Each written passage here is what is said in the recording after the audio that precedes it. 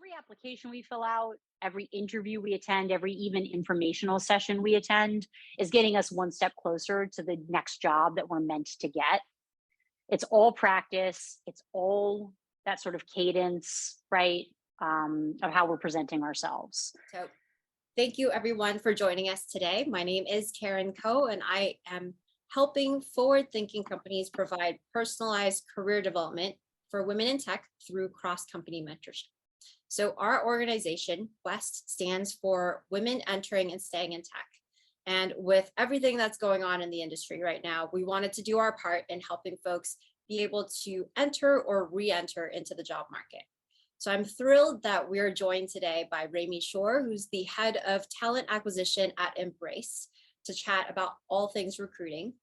Remy's got a full presentation for everyone, so super excited about that.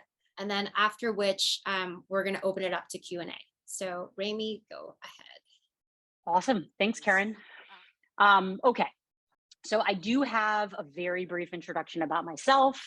I'll share with you all that I have almost 20 years of recruiting experience, most of which was an agency, which is quite its own kind of cup of tea, I suppose, but in-house now and really loving it. It really suits me. I'm starting grad school in a few weeks, so I'm pretty excited about that. I'm doing an online program at USC. I do like a bunch of volunteering. Probably right now I'm proudest of being a crisis counselor at Trevor Project, which is a really incredible organization. And then this will be relevant because I'm a big advocate for talking about ourselves during the entire process. And so I've thrown up some of the things on here that I love to do, right? Ultimate Frisbee, CrossFit, piano lessons. I put my dog George, DBT, which is dialectical behavior therapy. I'm like a big advocate for that. And so I am going to just start out by encouraging everybody to really be themselves throughout the interview process. People hire people; they don't hire like a set of skills, right? So this is a broader picture of who I am. So I can send y'all this presentation subsequently. I think Karen's also recording this, so don't feel like you have to take notes. I tried to keep the slides fairly brief, and I'll sort of offer some context and additional information. So the first thing I want to talk about, and I think really like sort of the core premise of today, is LinkedIn Recruiter as it's seen from the recruiter's perspective, right? And so this is a really important distinction because I think that, you know, people are inclined to just like scroll through LinkedIn, they're interjecting comments, but they're not necessarily thinking through the full 360 of how that appears and really like how they get noticed. So when recruiters use LinkedIn Recruiter to run a search, right? There's a couple of different approaches. The two that I use typically are start a new search or search by ideal candidate. So starting a new search is pretty straightforward, right? You can specify based on title, you can specify based on specific skills, you can, you know, location. There's like a whole variety of fields that you can cater your search to.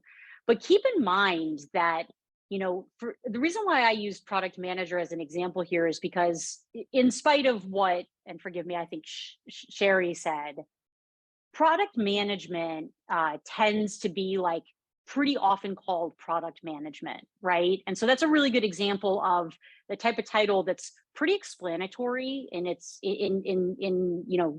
semantically. And so when you think about like the bucket of what product manager consists of, it can stretch to all of these varieties. And LinkedIn has a feature that will actually let the searcher look up anybody who falls in these categories and, you know, deselect them accordingly. So you can really narrow the search, you can broaden it. Searching by ideal candidate is really cool. It allows the recruiter to plug in a specific profile and then adjust the details accordingly. So this is actually probably my number one go-to. If I were looking for somebody like Karen, I can exactly type in her profile, select her, right? And then be shown thousands, hundreds of thousands of people that have some similarities, and then filter accordingly. So this is what it would look like. So you can see how the way that you have yourself presented chronologically, and also from a job title progression standpoint, and also your education pops up. So does your location. I don't know if you know that this is what I'm seeing. Now I can click into any profile, but if this stuff doesn't look moderately relevant, I might not, right? So it's really important to make sure that we're presenting ourselves very, I like to think of it simply. And a couple people asked about resumes, and Lauren asked about optimizing for ATS, applicant tracking systems. So I will go into that. But I think it's nice to know that this is the stuff that pops up, and only the last few positions. I can expand it. I can't, because this is actually a screenshot, not a website, but I could expand it. And you know what? If I did that and, pulled up all 6 of their recent experience, they might have all been at Samsung. I don't know. I can't tell. So again, thinking through how you present yourself in as little space as possible so that there's relevance for the reader. Next up, I'm going to show you first what this is. So this is just generally, and I think probably a lot of you know this, right? Because this is not a LinkedIn recruiter specific view, but just keeping in mind when I log in to LinkedIn in the morning and I have tons of new invitations because people are constantly, trying to connect. This is what I see. I have to base whether I'm going to accept. Granted, if I only have 3, I can look at each profile. But if I have 10, like I'm basing who I accept on their title, maybe who we have in common, but very little info. So again, keeping in mind that when you're sending these like cold LinkedIn invitations, LinkedIn is not prioritizing your story. They're just listing you with a bunch of other people. So I'm going to get into this, but that's why having the most relevant piece of information about yourself and descriptive right here in your like title or byline or whatever is really, I think, the most important thing. I'm going to move away from the presentation for 1 second. I hope this works. And I want to just show you all quickly my LinkedIn feed. And I apologize, I'm looking at a different screen, which is why I'm not making eye contact. But here's something that I wanted to point out. Okay. So I'm not calling anyone out. I have no idea who these people are. Obviously there's tons of ads, right? What happens when people start commenting, and here's a good example, right? This is a good conversation. Actually, this person, I read it earlier, this person got ghosted. Tons of people get ghosted, right? We could have an entire seminar about that. But look what happens when you comment on someone's post. If I posted, hey, I'm looking for A, B, and C, and you commented, and for whatever reason right here, if this person, Lauren, for example, hadn't written talent acquisition, if she had just said open to work hashtag, I'd have no idea what she did, right? There's no information there. Here's an example, future cybersecurity tech, right? That's not bad. That gives me some perspective on what this person's doing. The content, of course, I'm going to always, suggest not participating in trolling, not getting caught up in those like sort of ridiculous online conversations. But I am a big advocate for, making sure that you're presenting as much of a quick story about yourself as you can in as little a space as possible. So I'm going to talk for a few minutes about resumes. The first thing I want to really point out and really highlight is simple is better, simple is best, right? And so this will be particularly relevant. I think, Lauren asked about optimizing for an ATS, for an applicant tracking system. Some of those, and listen, everyone's using one, whether it's huge and it's greenhouse or lever, right? Or super small, there's probably some system in place that is parsing your resume before it gets into the eyes of a real person, if you're applying proactively. So simple's better. I'm a big fan, reduce fancy formatting, omit tables and columns, right? I really think that that kind of formatting, it tricks the ATS systems into the ATSs into not translating properly. Just truly presenting what, when, where, and for how long as simply as possible. Resumes should be in chronologically decreasing order, starting with the most recent or current role. I think CVs, I think that's not true for CVs, right? So keep in mind, if you're in academia, it's a little different. Maybe somebody who has an advanced degree here could comment on that if you've done any research, but I'm pretty sure that in academia, it's not chronologically decreasing. Keep that in mind. But for tech, for everything, for most of what we're talking about today, start with where you are now or most recently and go backwards from there.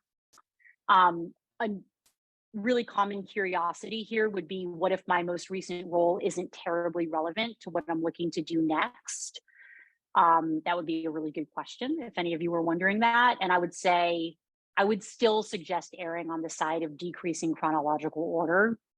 But that's a situation where the summary, right, the very top of your resume, or this intro email that I'm going to talk about in a moment becomes even more important, right? I'm a big fan of keeping the formatting consistent. This is a super common oversight that I see. For example, a really simple way to keep things consistent, if you, for example, present the last job as having been from whatever, March 2020 to April 2021, then I want every job on your resume to specify the month and year. Does that make sense? So there's some consistency in the way the information is being presented. It's less work for the reader.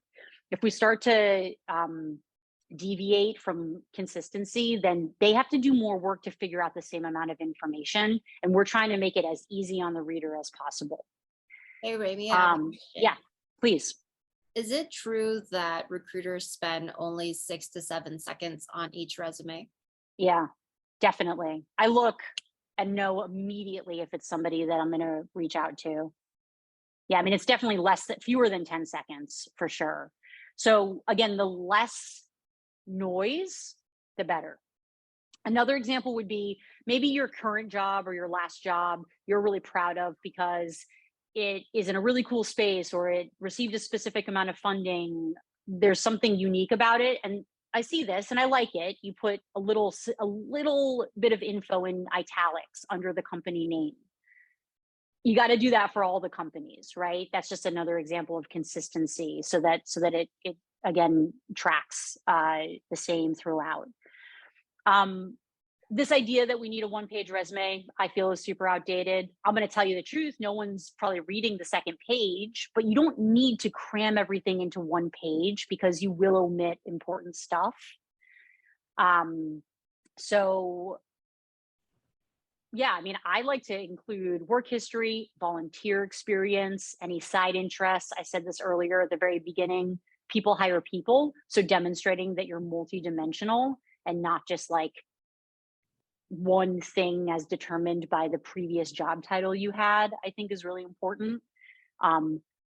You're going to meet people in the interview process that have overlapping interests, which will create opportunity for you, right? If you're an athlete, wellness, any type of content consumption, right? Books or movies, really anything that you devote significant time to, I think deserves to be on your resume. You could even put like walking your dog. And honestly, there's tons of people out there who are obsessed with walking their dog. And some of them are hiring managers. They might be like, oh, what kind of dog you have? That is absolutely going to create more of a conversation and a positive interaction than like using that space for, one more technology that you maybe used 5 years ago, right? Like we really want to include like relevant, interesting info about ourselves. I believe that the top half of page 1 is the most important real estate on a resume.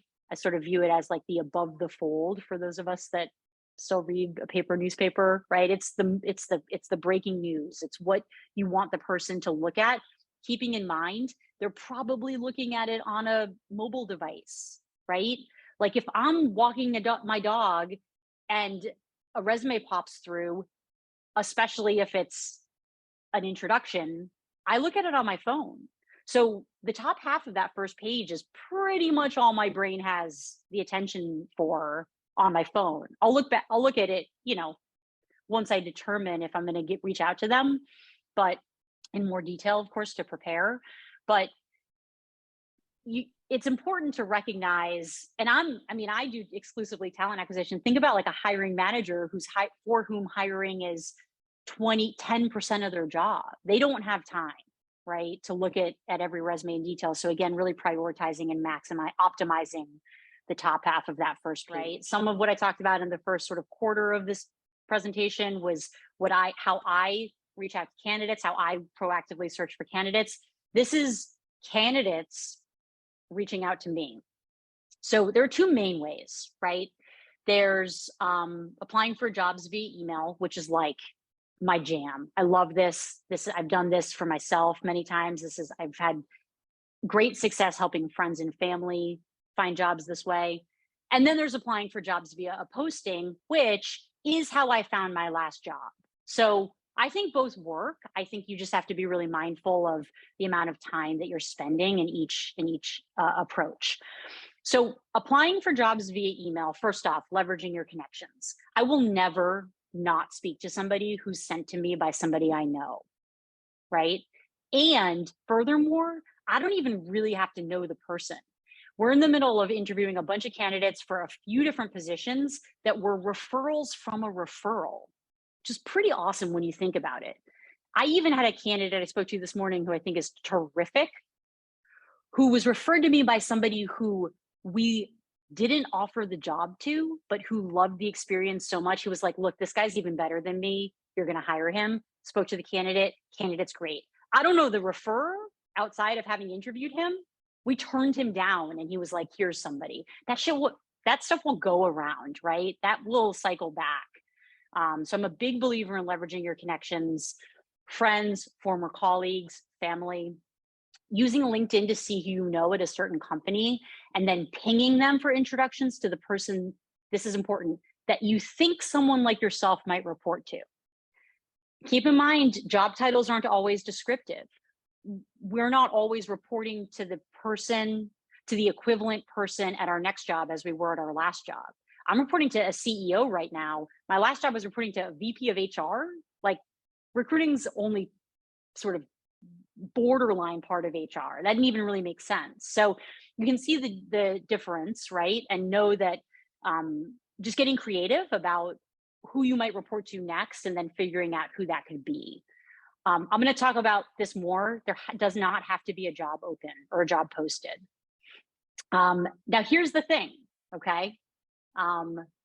Figure out if you can find their email address. So if you're going to take any notes during this is what I recommend. I assure you, you can track down the email address format for any company that you put your mind to. Now, it's often something like first name dot last name at company domain. Not always. Sometimes it's first initial last name. There's all sorts of variations, but all you need is one. And then the chances that everybody else in the company are identical is like 99%. So I think that's really a really powerful tool, right?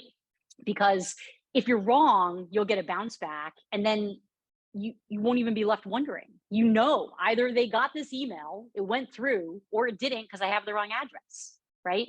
So there are some, ways to be cautious and conscientious. We don't want to be like emailing everybody, but I'll tell you what, if somebody takes the time to find my email address, that's easy in talent acquisition. I put it everywhere. But if somebody takes the time to find, they could use the format of my email address and contact anyone in my company, right? That's like a sort of inside scoop secret. So I'm a huge advocate of this. And if you can find an email address, here's my advice. And Leah, this will partially address your question about the summary. Not a huge fan of cover letters. I don't think they're very often read these days. A short email, 2 paragraphs, summarizing who you are and very intentionally addressing whatever you feel you need to address. Hey, I know my last title was project manager. Here are the things I did, which I believe firmly puts me in line for this role, that you have open or that I'm hoping you might have open, right? That's in lieu of a cover letter. It's in lieu of a summary for sure. If I were sending that email, I wouldn't even bother to introduce myself on my resume because I've introduced myself via email. It's much more digestible, right? I'm on my phone as the hiring manager. So I'm on my phone. I see, oh, okay, cool. Couple quick things about them. Why are they reaching out to me? They've attached their resume.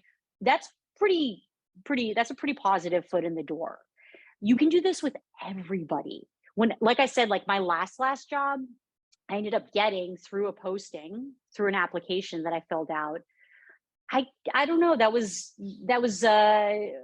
fortune. I mean, I got kind of lucky, with timing. But to get that job and to be practiced enough at the interviewing to land it, to get the offer, I had gone through a number of other conversations, some introductory. They weren't sure they were hiring. They weren't sure if they were hiring remotely. There were all sorts of different questions and concerns, but I got up to bat a lot. So by the time I applied for the job I ended up getting, and this isn't my current job, my previous job, I'd already been in 5 or 10 interviews and felt pretty confident about my interviewing skills and was ready to hit the ball out of the park or whatever, and did, and got the job. And so it's all connected, right? I'm a huge advocate for taking any conversation you can, any interview you can.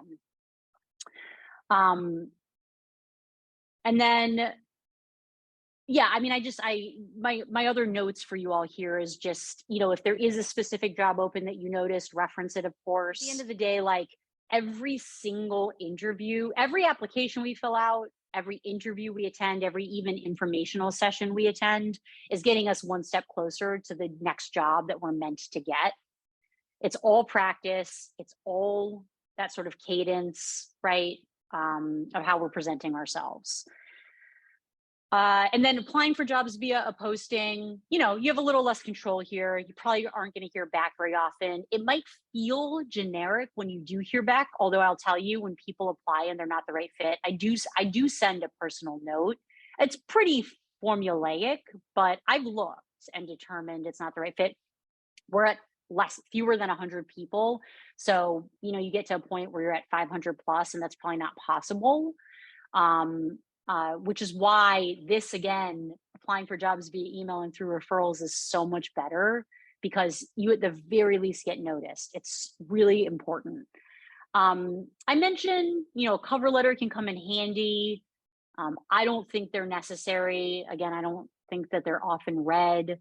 And then just to track back to the idea that having a simply formatted resume is the best approach, because that's what allows these systems to parse your resume. And I can't tell you how many times I see a resume in there, and for whatever reason, because of the style, the creative style the person used, their name is their address and their phone, it doesn't parse correctly.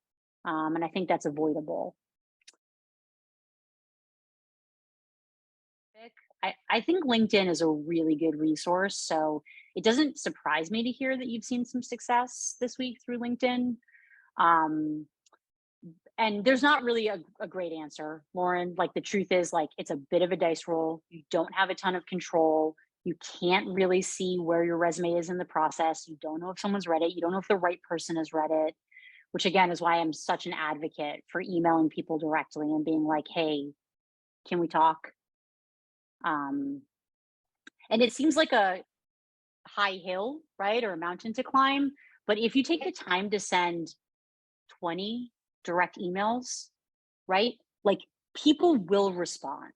You will have conversations, and you maybe find yourself in a position where you're speaking to somebody who ultimately doesn't have the right role open, but maybe they know someone who does. And that's, again, that way of leveraging even your acquaintances, in an effort to find one's next job.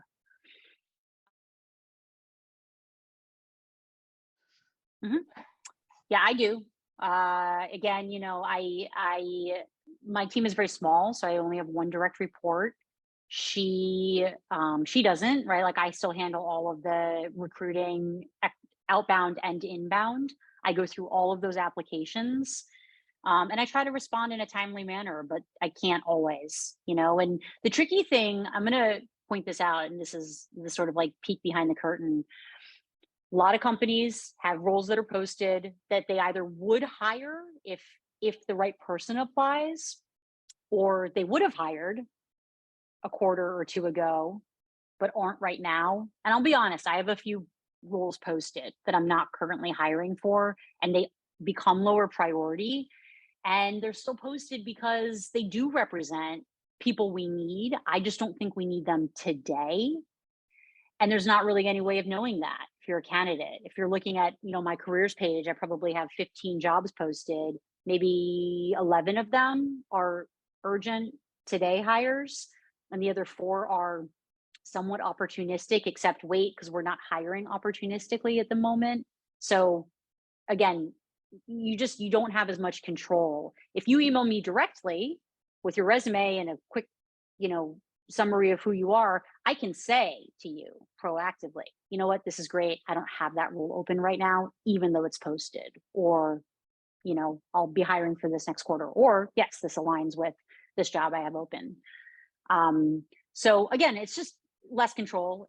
Statistically, I'm going to make these numbers up, but if I were a candidate on the market right now, I'd probably apply for 50 jobs via postings, send 20 direct emails, and get way more engagement with the direct emails. And I think probably find a job that way. But yeah, you have to probably apply for like dozens of job postings to really, really get noticed. I specifically and regularly tell my candidates, please don't pay too much attention to the written job description. It's got all sorts of things on there that we may or may not care about. We might have cared about 6 months ago. Maybe it's a carryover from a different hiring manager who's not here anymore. Maybe HR wrote it. Like there's no reason to put water in a written job description. Take all of them with a grain of salt for sure. People get confused. Pluses become must-haves, and must-haves become include things that everybody has. Like if you don't have to put Word on your resume, right? You probably wrote the resume in Word, we know you know it. I would also say you don't have to, put communication skills on a job description. It is, in my opinion, a given in this day and age in tech that the person be prepared to communicate orally and in written communication. So having said that, try not to get discouraged if you're applying for a bunch of jobs that you probably aren't quite aligned with at this point in your career and you're not hearing back. Because it's okay to cast a wide net. You just have to realize that funnel is going to be pretty narrow. I'm also a big fan of ignoring number of years of experience. Having said that, 3 years is not 10. So if you see a job that's posted that says, it's a senior X and you have 12 months of experience in that space, you're probably not going to hear back, right? So just kind of keeping that in mind and just managing your expectations accordingly. I think that also adds to the point of finding someone within the company that might be able to get you connected to either the hiring manager or someone on that team so that you can actually learn a little bit more about what that job entails and maybe get them invested in you as a person, as maybe there's wiggle room where some of the responsibilities that they're looking for that particular role, maybe that could be done by some other member or something if they're invested in you as a candidate, maybe. Yep. Yeah, absolutely. And think about too, you're not just doing a job search for today, but we're constantly impacting our own futures. And so you never know when the person you're connecting with is going to come back around with an opportunity, or you'll have an opportunity for them. There's some, reciprocity there. I want to be mindful of the time. I'm I'm pretty confident people maybe just allocated an hour for this. So let me certainly not to spend less time on the DEI piece because believe that this is truly important. I like to think that I don't view DEI as its own pillar, but rather I strive to do everything that I do and say and think through the lens of diversity, equity, and inclusion. You can throw justice in there as well. I'm not an expert. I mean, how could I be? I think some of the assessment for an organization, it relies on intuition, your intuition, right?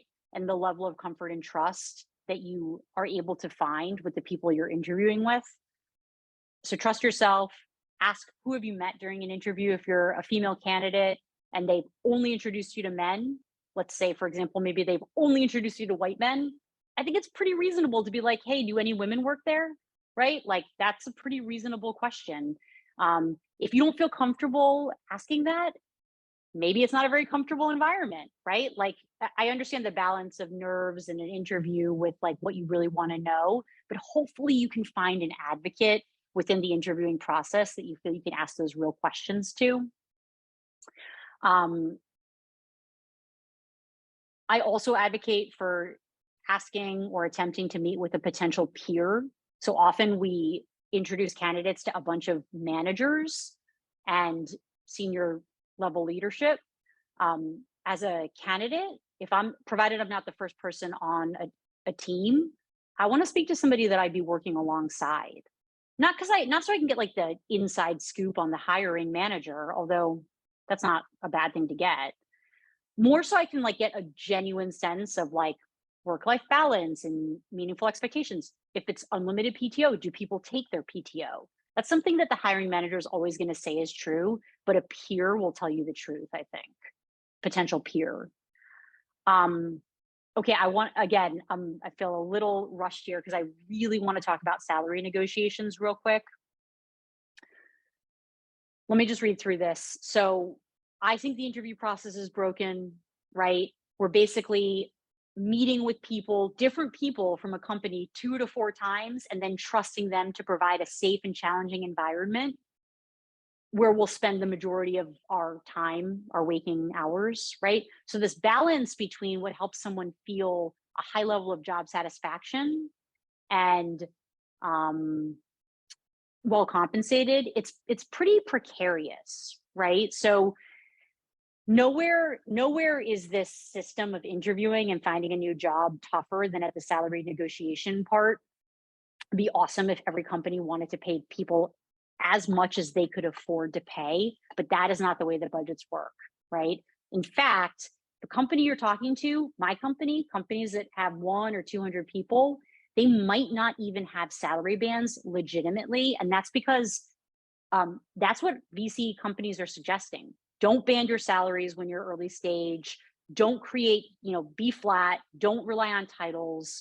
That's what we're being told from investors generally in this ecosystem. So they might not even have a budget. It's about going and finding the best person for the job and then trying to pay them what they're looking for. So I know there's a lot of content out there that suggests like advocate for yourself from the beginning, ask about salary, and I get it. I think you're doing yourself a disservice if you are too focused on that question too early. I think that if you're being interviewed by a legitimate company, reputable organization, they're probably going to be able to afford you.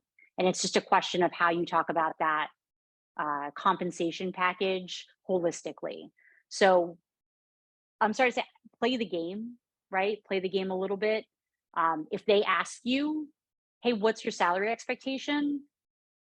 I believe that you should avoid that. I don't like to use the word should. I believe in avoiding saying a range because the chances are the person's going to hear the low end of the range. I suggest aiming high. And by what I mean by that is if you have to give a range because you're like nervous or whatever, give a small range, like a range of like 5 or 10K, and have the low end be what you're looking for. It's extremely unlikely that they are going to hang up the phone on you because of the number you throw out, or ghost you because you're 10K higher than what they think they want to pay.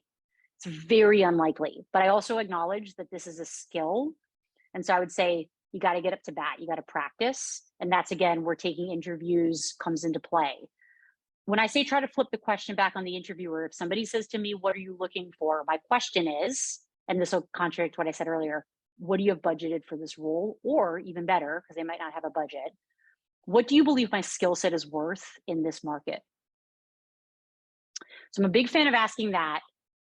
They might obfuscate, but at least they'll know that you know not to throw out a number, right? And so you're probably close to being on the same page. That's my best advice. It's not perfect.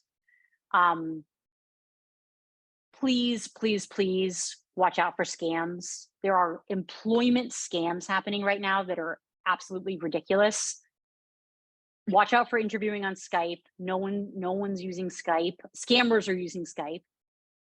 Never accept a job, this is obvious, and agree to pay for anything, even if reimbursement is promised. That's not how companies work. And then just other notes. Obviously, I've said this, be yourself, leverage everyone you know. And this is a little cheesy. It's like a trick I learned like 18 years ago. If you're in a phone interview, which is less likely now because of Zoom, consider sitting in front of a mirror, because if you see yourself, we're so used to seeing ourselves now that when I see myself, I'm inclined to smile. And when I smile, the person on the other end of the phone can hear that. So it's a little cheesy, but I think it can elevate your tone a bit. That's all. That's all. I'm going to stop screen sharing and answer any questions that y'all. Interview process at any stage, who you feel you can trust. Yeah, I mean, like, ask them, hey, is this role approved? I just got to know, like, I've got these other opportunities on the table. Always say, you're my number one. I just want to know, like, what will you actually be filling this role? A good question, when do you want this person to start? If they say yesterday, then they need the person. If they say, October, it might not be approved yet. Again, another plug for emailing directly, because it's so accessible to say, hey, you'll probably notice that I didn't work from this, in this period. I was doing X or Y. I wish that this weren't true. When I see somebody's explanation on their resume, it's a little off-putting. And I think the reason why, so like an example that comes to mind, somebody was taking care of an elderly parent and the parent passed, and that's terrible. And I actually have a fair amount of practiced empathy. It's something that I'm continuing to work on. It's too open. It's like too much information to put out there in the world to anybody who happens to see your resume, which again is why when you're emailing someone directly and you can say, hey, like, I was taking care of my ex and they, my X or Y or Z or whatever, and they unfortunately, they passed, or now I'm ready, or I was dealing with a whatever injury, or a kid teaching my kids from home because of COVID, whatever it is, communicating that personal stuff in a one-on-one capacity is much more digestible, in my opinion. That's my perspective. It's possible that other people would disagree and want to see it on the resume. Maybe I err on the side of like sharing a little less when I don't know who the reader is. So I would address that stuff in the direct message.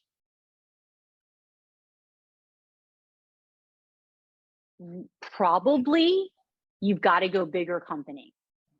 So like my last company, which had 800 people, had an extremely robust entry-level engineering program.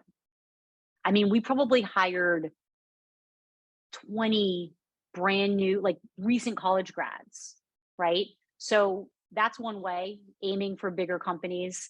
If you have been to a university, leveraging alumni networks.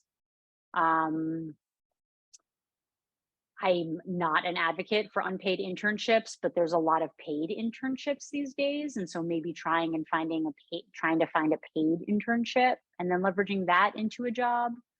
I hesitate to proactively recommend boot camps. I think they've really saturated the market. And I personally, and I'm not an engineer, I couldn't even pass a boot camp, but a 12-week boot camp cannot substitute for a 4-year computer science degree or, IT degree of some kind.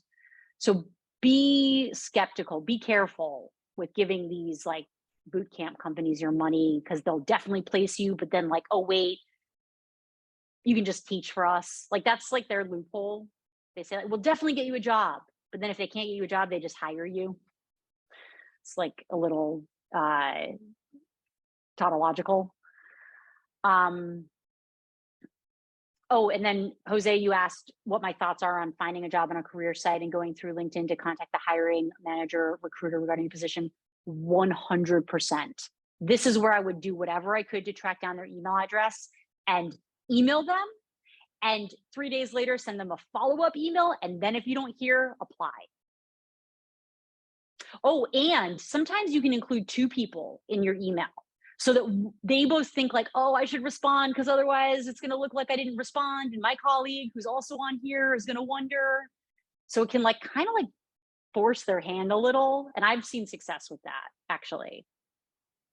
I feel like another way to infiltrate is also look and see if they have any upcoming events that the company is hosting, so that you can show up to the event and connect with people that are from that company and say, hey, I'm really interested in this role. I'd love to chat, hear more about what your experience has been like, working at this company, and get your in that way.